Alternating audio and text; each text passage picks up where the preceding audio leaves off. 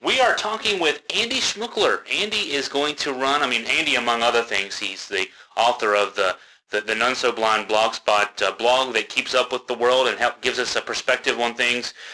He's based in Shenandoah County. He's also going to run for the 6th District Congressional seat in 2012. Andy, thanks for joining us, and tell me what possesses you to put your name out there for Congress in 2012. Well, what possesses me is an awareness of what a grave crisis this country faces, and it's a crisis I have been following full time for 6.5 years.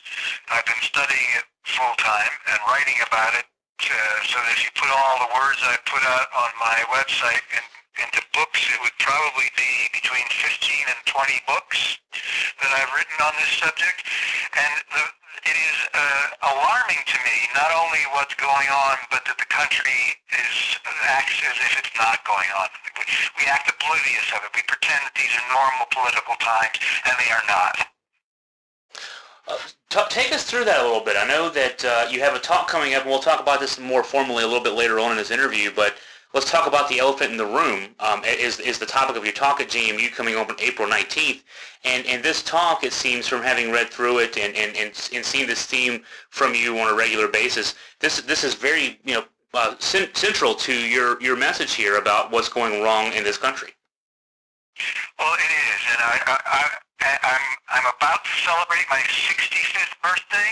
I wouldn't be running for Congress if these were normal political times. I don't have a personal ambition for status or a congressman's salary or to live in D.C. No, what's going on is that I perceive that something has arisen in the political arena in America in our times, the likes of which has never been seen before. That's the elephant. And the idea of the elephant in the room is that a group has a problem. It has two problems. It has the problem, and it has the fact that it doesn't confront it. That's what the idea of an elephant in the room is. And I am alarmed to say that both political parties are part of a problem. They aren't the same part of the problem. The destructive force that has arisen in America is what today's Republican Party has become. It's not the Republican Party of Eisenhower or Goldwater or Reagan. This is something unlike anything we've ever seen. And the Democrats, for reasons which I don't claim to understand, have shied away from confronting what's arisen on the political right and have allowed this force to inflict just ongoing damage to almost every aspect of the American system. And I just feel it's hard for me to overstate how deeply I feel obliged to do everything in my power to turn that around. We Americans have been born with a birthright that we should just this is a blessing that we have as Americans to live in the society that people like you and I were born into. But this isn't. We're becoming a different kind of society, and it is a much worse kind of society. It's a society in which the lie defeats the truth. It's a lie in which the power is taken away from the average person and becomes increasingly concentrated in the already powerful. It's a society in which wealth is moving from the middle class that's getting hollowed out to increasingly enriching the very few. We're moving in exactly the kinds of directions that when I was growing up as an American boy, I was taught was the opposite of what America stood for.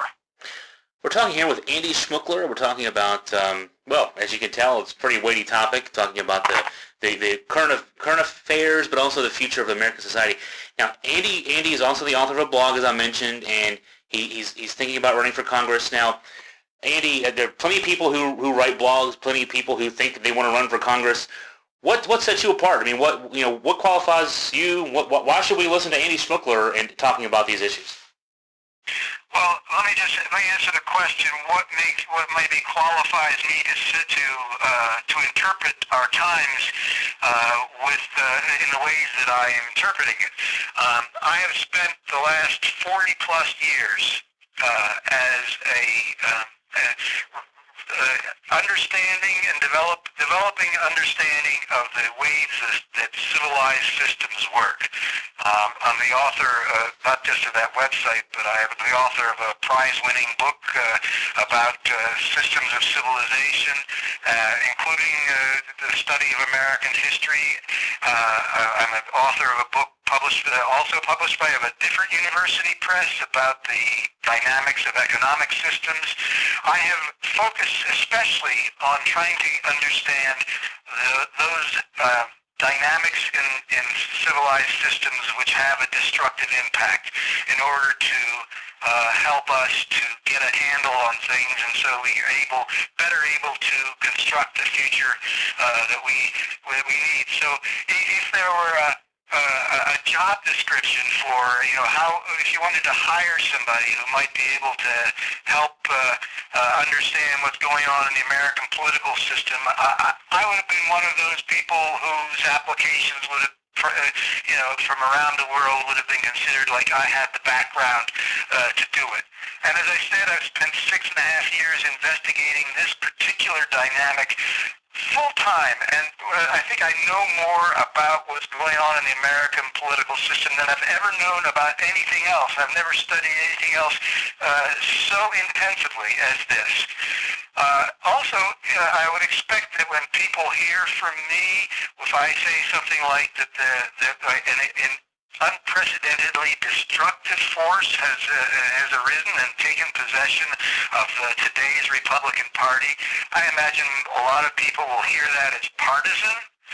Well, I spent the 1990s, I was on the radio at WSVA out of broadcasting in the Shenandoah Valley, talking about finding ways of integrating our half-truths. We shouldn't quarrel with each other, that liberals and conservatives both have parts of the truth. We should seek a higher wisdom, talk to each other as if we might actually learn to learn from each other. I went around the country talking to liberal audiences about the talk I gave called Beyond Dispute on those same themes. I wrote a book which was published by MIT Press, the subtitle of which is A Quest to Bridge America's Moral Divide. The idea of building bridges, of finding common purposes and talking about our shared values, that's what comes naturally to me. I'm not an us versus them person, in other words. But this is what I see. This is something which we need to confront. The failure to confront it is going to be a tragedy for ourselves and for our children and our grandchildren, and that's why I'm running for Congress, is to raise this alarm. Raise the alarm. We're talking with Andy Schmookler here on our show. And so what is your, to boil all this down seems so tough because, reading through your blog and knowing some of your ideas towards, these monumental problems we face as a society, it would seem really hard to boil this down to the average voter. How do you approach that? And what is maybe your central message or messages maybe to the voters of the 6th District? Well, you raise a really interesting challenge about this. One of the things about the work that I've done for 40-some years has got to do with seeing patterns in things. That rather than picking up the newspaper and every story being a separate story, there's also the task of seeing, well, how does this relate to the 2,000 other stories that I've read in the last 10 years, So in a sense, the concrete thing is not always the way, it's part of the picture, but it's not easy to convey it in a soundbite. But let me just do this. Let me just say, in terms of where people's daily experience is, in the last 10 years, the level of inequality in the United States between rich and poor has grown larger than it has been in living memory. This isn't a function of mere, this is the way the 21st century economy works, because other advanced societies are not doing this. It is a particularly American phenomenon. We are doing it because of the nature of the policies that are getting implemented. Right now, we've got people are being told that we need to deal with this and with that, but almost all of it is a fraud. The idea that Social Security somehow needs to be wholesalely changed, that's a fraud. There's a little bit that needs to be adjusted, but back when Reagan was president, we already knew that people born the year I was born were going to turn 65 this year. There's nothing surprising about that. We're in exactly the situation we thought we would be in with respect to Social Security. Only a small fix is necessary, but there are forces at work that are continually trying to take away from average Americans what we've got to make our lives decent, to give us a certain degree of security, to put more and more risk on the average American family. And the Social Security is one. What about the issue of the budget cutting? We're talking about, for some reason, though the Republicans ran on the platform of creating jobs, they haven't had a thing to say about creating jobs. It's all about budget cutting. And budget cutting is, if you know economics, and my father was an economist, and I have written a book that's been, on economics. I have some background in this. The economics of our budget problem are not a problem of overspending. If you look at the graph of spending, it's been growing very, very slowly. Why we have these huge budget deficits now is because the economy went into the tank back in 2007, 2008, and has been very slow to come out. What we need to close the budget isn't cutting off programs like Head Start or heating help for the elderly that the Republicans are going after. We don't need to be cutting these things right now. We need to cut. We need to get the economy out of the hole. We have 15 million people who are unemployed. If they were employed, if they were being productive, the revenues that would be generated would be enough to bring us back out of this budget. But we don't talk about that. We talk about cutting the budget. We talk about cutting Social Security. Now there are proposals that are essentially designed to end Medicare as we know it. We as an American society are moving toward taking away the protections for average people, the opportunities for average people, and hollowing out America where our corporations send our jobs overseas, pay cheap labor rates, and they are having record profits. I believe last year was the greatest level of corporate profits in the history of the United States, while average Americans are struggling. More and more of them are losing their homes. They're not able to afford to send their kids to college. This is the kind of direction in which we're going. If that doesn't speak to average Americans, that's not the whole picture of the elephant, but it's a particular part of it, and it's got to do with a complete lack of scruple, a lack of honesty, con games, hypocrisy, the whole picture, dividing people against each other. It's a picture of the kind of force that Americans should not tolerate wielding power in our political realm. We're talking with Andy Schmookler here. So, mechanical question: do you run as a Democrat, as an independent? Have you thought about that and where you're going to come down on that line? Oh, definitely. I am seeking the Democratic nomination, and I'll tell you why, if you'd like. Sure. Yes, please. Well, as I am not a partisan. I'm basically a person who's going to tell the truth as best I know it. And part of that truth is that the Democrats have let us down because they have been wimps in terms of standing up and defending. They take positions, but then if they're under attack, they don't stand and fight. So my message is simply to try to tell the truth. But beyond that, let me just say that even though the Democrats haven't stood and fight, where there have been disagreements between the parties, in almost every case in recent years, the Democrats' position has been far more reasonable, honest, and just than the Republicans. And the problem with the Democrats isn't that they're wrong, it's that they're weak. And another thing I would say about why I'm running as a Democrat is we haven't had a new political party, a third political party arise for over a century and a half. It's not about to happen now. The only conceivable force that we can turn to, as defective as it may be, is the Democratic Party. We need the Democratic Party to be stronger. We need to have the kind of courage it showed under the leadership of way back before I was born or you were born in the presidency of FDR. But there is no other force to turn to. If the Republican Party is going to be what it has been for this decade, we need the Democratic Party to stand and fight, and there's nobody else that's going to be around to do it. And the Democratic Party in the Valley has particularly had those issues. More often than not, for example, Congressman Bob Goodlatte, who we can expect to be running for his 11th term in the 2012 election, has more often than not had an opponent for re-election. And he had an opponent, I guess it was 3 years ago in Sam Rasool, but in 2010 did not. So that presents itself a formidable challenge because voters have, have been used to, I guess, putting Bob Goodlatte back into Washington to represent them. Talk about that particular challenge with this race. Well, the 6th district, which runs from Roanoke County all the way up through Shenandoah County, and after redistricting will probably go still further north, is the most Republican district in the state of Virginia. It is certainly an uphill fight for any Democrat to try to wrest the seat from a 20-year Republican incumbent.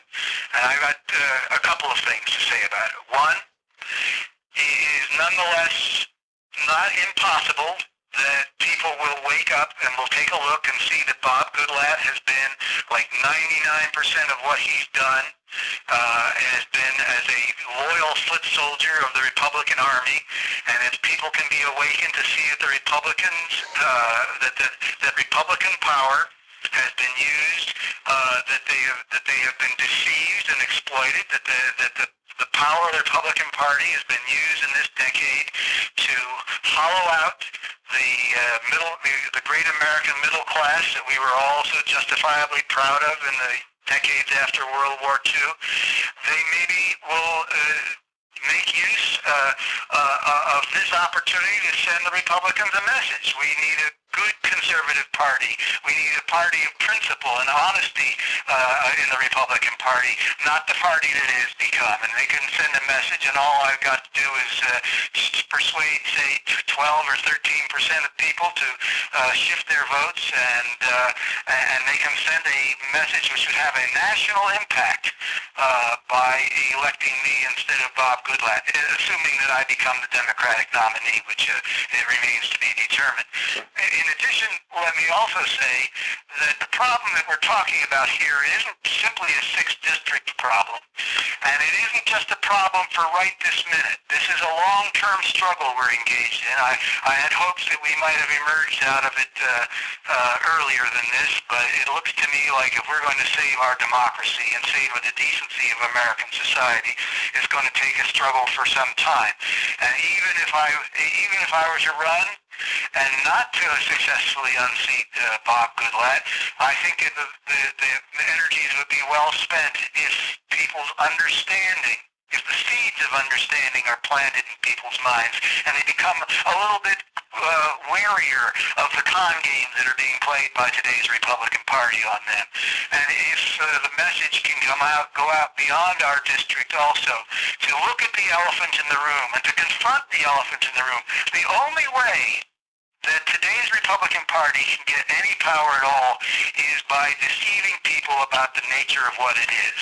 So the more we can talk about what it is and lay out all the lies, I mean, it is astounding to me to watch the American society that I grew up in become one where people can be politically successful by telling lies, and that nobody stands up and makes them pay a political price for it. So I think that we need to awaken the American people.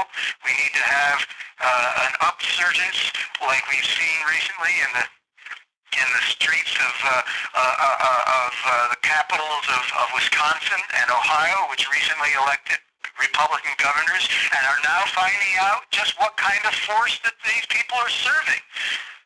Stripping people of the rights that were hard-won several generations ago, and they're taking them away. It is just astounding. They're trying to undo Social Security, Medicare, the rights of workers. This is not the America we want.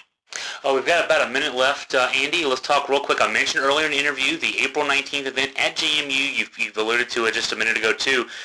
Let's talk about the elephant in the room. Give us some more details and, give us a sense of what you're going to be talking about there. Well, what I'll be talking about will be laying out in distinct stages how we should be understanding the nature of the crisis in America today. It'll be at 7 p.m. on Tuesday, April 19th, on the campus of JMU in a building named Harrison, in a room numbered 1261